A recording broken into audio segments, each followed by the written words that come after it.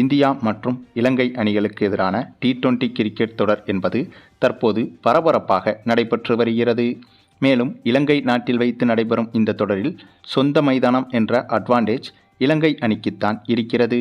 ஆகவே இந்த தொடர் உள்பட அடுத்து வரும் ஒருநாள் போட்டிகள் மற்றும் டெஸ்ட் போட்டிகள் என அனைத்து தொடர்களிலும் இலங்கை அணியின் கைகள்தான் ஓங்கியிருக்கும். அதே சமயம் அப்படிப்பட்ட இலங்கை அணி அதனுடைய சொந்த மண்ணில் வைத்து இலங்கை அணியை வீழ்த்துவதுதான் இந்திய அணிக்கு சவாலாகவும் இருக்கிறது. ஆனாலும் தற்போது நடைபெற்று முடிந்த 3 T20 போட்டிகள் வரையிலும் இந்திய அணி அதைத்தான் சிறப்பாக செய்திருந்தது. ஏனென்றால் இந்திய அணி செம்மையாக விளையாடி கடந்த 3 போட்டிகளிலும் வெற்றி பெற்று அபாரமான ஆட்டத்தை வெளிப்படுத்தியுள்ளது. இதனைத் தொடர்ந்து சற்று முன் நடைபெற்ற 4வது T20 ரிசல்ட் என்பது எப்படி எடுத்துக்கொள்வது என்பது தெரியாமலேயே ஒட்டுமொத்த கிரிக்கெட் உலகமும் ஸ்தம்பித்து நிற்கிறது. அதற்கு காரணம் இந்த இரு அணிகளுக்கு எதிராக சற்று முன் தொடங்கிய இந்த 4வது T20 போட்டியை பொறுத்தவரையில் டாஸை வென்று இலங்கை அணி முதலில் பேட்டிங் செய்வதாக முடிவெடுத்தது. அதுவும் இந்த போட்டி நடைபெறும் இந்த மைதானம் என்பது பேட்டிங்கிற்கு சாதகமாக இருக்கும் என்றும் அதனால் முதலில் பேட்டிங் செய்யும் அணி அதிகப்படியான ரன்களை குவித்துவிட்டால் அது இரண்டாவதாக பேட்டிங் செய்யும் அணிக்கு கூடுதல் அழுத்தமாக மாறிவிடும். உதாரணத்திற்கு முதலில் பேட்டிங் செய்யும் அணி 200 ரன்களை தொட்டுவிட்டாலோ அல்லது 200 ரன்களை கடந்துவிட்டாலோ அது எதிரணிக்கு மன ரீதியாக மிகப்பெரிய இலக்காக மாறிவிடும். ஒரு ஓவருக்கு 10 ரன்களுக்கு குறையாமல் எடுத்துக்கொண்டே வர வேண்டும். ஏதேனும் ஒரு ஓவரில் 10 ரன்களுக்கு குறைவாக எடுத்தாலும் இரண்டாவதாக பேட்டிங் செய்யும் அணி மீதம் இருக்கும் ஓவர்களில் அதிகப்படியான ரன்களை, அதாவது ஒவ்வொரு ஓவருக்கும் 10 ரன்களுக்கும் அதிகப்படியான ரன்களை எடுக்க வேண்டிய அழுத்தம் ஏற்பட்டுவிடும். அதனாலேயே இரண்டாவதாக சேசிங் செய்யும் அணி விக்கெட்டுகளை எளிதாக இழப்பதற்கு வாய்ப்புகள் இருக்கிறது. ஆகவே இவை அனைத்தையும் மனதில் வைத்துதான் டாஸை வென்ற இலங்கை அணி இந்த போட்டியில் முதலில் பேட்டிங் செய்வதாக முடிவெடுத்தது. அதனைத் தொடர்ந்து பேட்டிங் செய்ய களமிறங்கிய இலங்கை அணியை பொறுத்தவரையில் எதிர்பார்த்தது போலவே சூப்பராகவே பேட்டிங் செய்தனர். அதுவும் கடந்த 3 போட்டிகளில் தொடர் தோல்விகளை அடைந்ததால் இந்த போட்டியிலாவது கண்டிப்பாக வெற்றி பெற்றாக வேண்டும் என்ற கட்டாயத்தில் களமிறங்கியது இலங்கை அணி. அப்படி ஒரு சூழலில்தான் இந்த போட்டியில் சூப்பராகவும் பேட்டிங் செய்திருந்தது. ஏற்கனவே 3 T20 போட்டிகளை இழந்திருந்தாலும் இந்த போட்டியிலாவது சிறப்பாக செயல்படுவோம், அல்லது ஏற்கனவே 3 போட்டிகளில் தோற்றுவிட்டோம், இந்த போட்டியில் தோற்றாலும் அது பெரிதாக பாதிக்காது என்ற மனநிலையில் இந்த 4வது T20 போட்டியில் அதிரடியாகவே விளையாடியது இலங்கை அணி.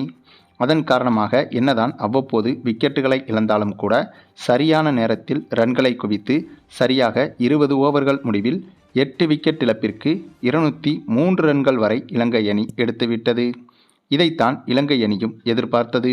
200 ரன்களை கடந்தாலே இந்த போட்டியில் எப்படியும் வெற்றி பெற்று விடலாம் என்ற மைண்ட் செட் என்பது பிட்ச் ரிப்போர்ட்டிலும் தெளிவாக இருந்தது. அதேபோல அதை சரியாக இந்த போட்டியில் செயல்படுத்தியும் காட்டியது இலங்கை அணி. ஆனாலும் இந்த இடத்தில் இந்திய அணிக்கும் ஒரு அட்வான்டேஜ் இருக்கிறது. அதாவது இரண்டாவதாக பேட்டிங் செய்யும் அணிக்கும் ஒரு அட்வான்டேஜ் இருக்கிறது. அது என்னன்னா, இந்த பிட்ச் என்பது பேட்டிங்கிற்கு ஏதுவான பிட்ச் என்பது ஏற்கனவே தெரியும். ஆகவே இரண்டாவதாக பேட்டிங் செய்யும் அணியும் ஓரளவுக்கு சிறப்பாக விளையாடுவதற்கு வாய்ப்புகள் இருக்கிறது. அதேபோல ஒரு பிட்ச் என்பது பேட்டிங்கிற்கு ஏதுவானதாக இருந்தாலும் பவுலிங்கிற்கு ஏதுவானதாக இருந்தாலும் அது பந்து வீச வீச, அதாவது தொடர்ச்சியாக சில ஓவர்கள் வீசியதற்கு பிறகு எந்த பிட்சாக இருந்தாலும் அது பேட்டிங்கிற்கு லேசான அட்வான்டேஜை ஏற்படுத்தி கொடுக்கும். அப்படி இருக்கும்போது இதுவோ பேட்டிங்கிற்கு ஏற்கனவே ஏதுவான பிட்சாகும். ஆகவே இந்த பிட்ச் என்பது இன்னும் அதிகப்படியாகவே முதல் இன்னிங்ஸ் முடிந்த பிறகு பேட்டிங்கிற்கு உதவும். அந்த ஒரு பாசிட்டிவான மைண்ட் செட்டை மட்டுமே மனதில் வைத்து எப்படியும் இந்த போட்டியில் வெற்றி பெற்று விடலாம் என்ற முனைப்பில்தான் இந்திய அணியும் சேசிங் செய்ய களமிறங்கியது. அப்படியாக களமிறங்கிய இந்த போட்டியிலும் ஓப்பனிங்கில் சூரியவன்சி களமிறங்கவில்லை. வழக்கமாக சமீபத்திய T20 போட்டிகளில் சூரியவன்சி தான் ஓப்பனிங் இறங்குகிறார். அபிஷேக் சர்மாவும் சூரியவன்சியும் ஓப்பனிங் இறங்குவார்கள். ஆனால் இந்த போட்டியில் அபிஷேக் சர்மாவும் சஞ்சு சாம்சனும் ஓப்பனிங் இறங்கினார்கள். அது மட்டுமில்லாமல் இந்த போட்டியிலும் இசான் கிசான், ரிங்கு சிங் உள்ளிட்டவர்களுக்கு ஓய்வு கொடுக்கப்பட்டிருந்தது. ஆகவே இவ்வளவு பெரிய இலக்கை நோக்கி விளையாடும் போது அந்த பிரஷர் என்பது பெரும் 5 பேட்ஸ்மேன்கள் கையில் மட்டுமே தான் இருந்தது.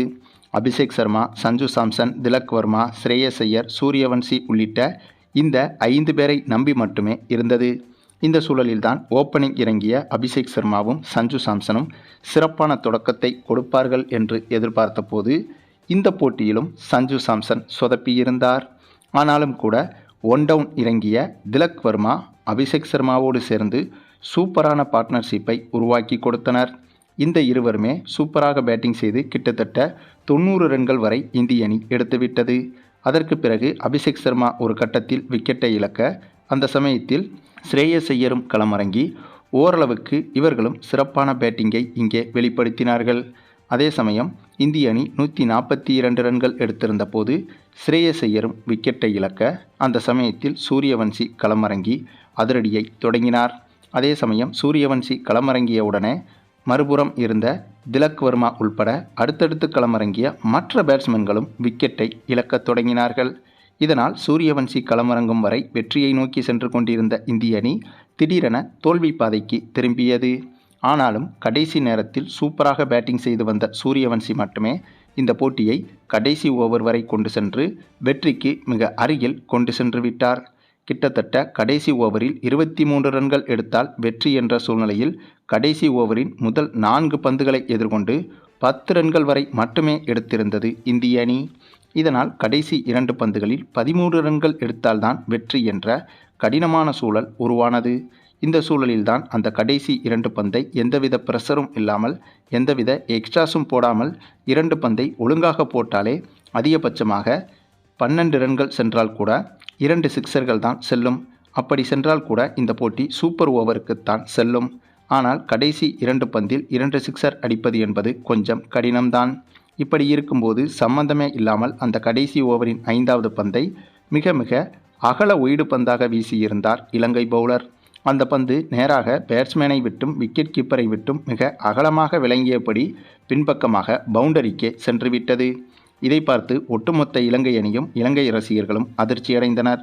பின்னர் அந்த ஒய்டு பந்துக்கு ரீபாலாக போடப்பட்ட அடுத்த பந்தையும் மீண்டும் பதட்டத்தோடு ஒய்டு பந்தாக வீச அந்த பந்து நல்ல வேளையாக விக்கெட் கீப்பர் கையில் சிக்கியது.